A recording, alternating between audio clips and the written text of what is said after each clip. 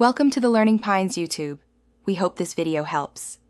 You start by confirming prerequisites, your level, class, and any skill checks. This avoids wasted materials later.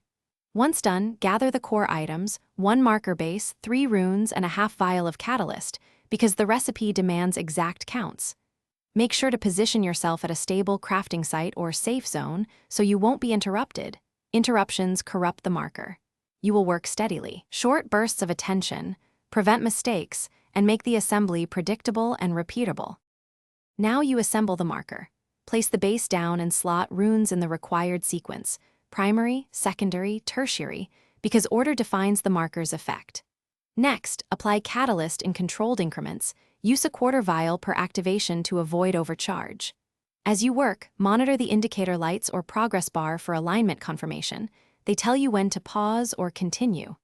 If alignment drifts, back up 1 step and resync the rune order. Because timing and sequence lock the marker's properties. Finish by initiating the final activation pulse to seal the rune marker. Expect a brief cooldown. Don't touch it during that time. Once sealed, test the marker on a non-critical target to confirm outcome, because real-world validation catches subtle misfires. If the marker fails, troubleshoot systematically. Recheck rune order, verify catalyst amounts, and ensure the crafting site was stable. If issues persist, disassemble and retry with fresh components. Repeating the precise sequence usually resolves persistent failures. Thanks for watching. Consider subscribing if we helped you.